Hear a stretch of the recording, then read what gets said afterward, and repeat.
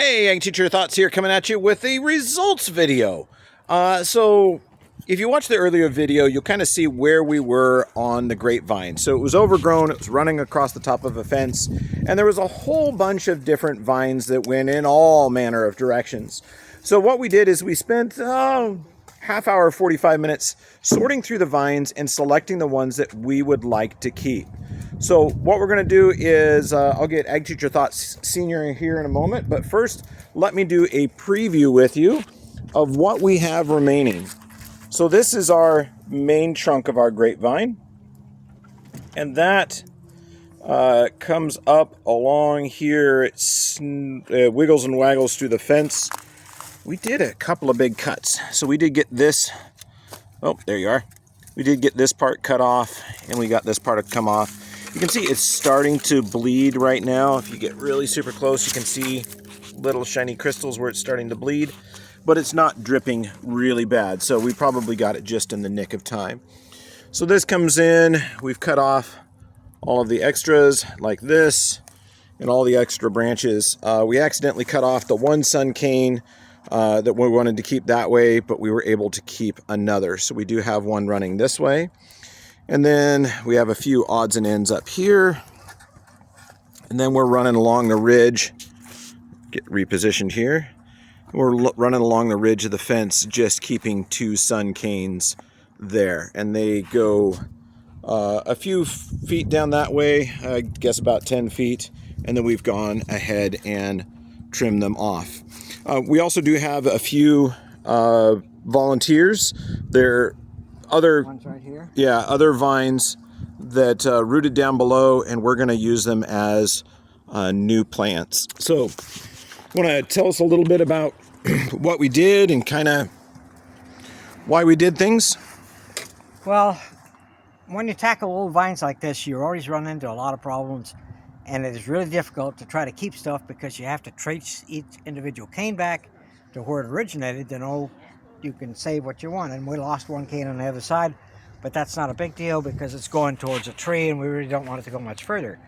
We did find two other places where a vine had rooted down and started some other plants, and that's about a good enough spot to start another cane. So we saved a couple shoots coming up down there to start some new grape plants, and those then we'll be able to train and keep under control so it doesn't weave through the fence like these others have done. It makes it really difficult to do that. So we basically cleaned up the main stem and cleaned up the rest of it. As you can see, there's a lot less left here.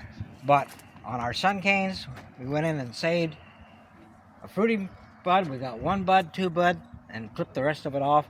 And we did that all the way down the line here. So it'll be much easier to pick grapes this next year. Yeah, and that's the plan is actually this summer. This fence is slated to come out. It's original to the property, or well, it's old. It's old. It's at least 25 years old or so. Property line is about 8 feet on the other side, so we're actually going to remove this and kind of debating what we're going to do with the vines, whether or not we're going to trellis them, whether or not we're going to make a what do they call those things? Espalier. Espalier. You know, the little seating spot where you sit under the grape leaves and realize that, like, all the bugs drop down and all the spiders are there. But we haven't decided what we're going to do with it. We just know that it needs to be brought under control. And this is a long project. It's taken several years for us to get to this point. So yeah, hey, let me show you kind of what we removed, and then we'll talk about some of the tools we used. So this is our pile of vines that we removed. So there's a significant amount. Some of these were some pretty old, thick canes, and then we've got a lot of younger stuff. So, you know, some of this is diameter of my fingers or more, and some of that's really kind of getting significant in size. So that's all the material that we removed off there, and we're going to cut it up, we're going to break it up, and we're going to get it in our yard debris bin so it gets out of here, and that'll get mulched up.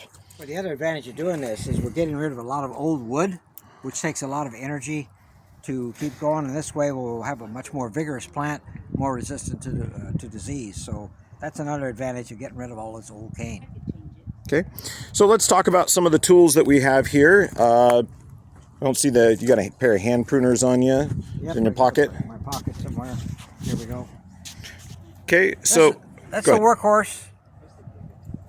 Drop forward shear. Work on your canes. And those are bypass pruners. Yeah. Right. So do you want to explain real quick why we use bypass pruners instead of pruners with an anvil on them?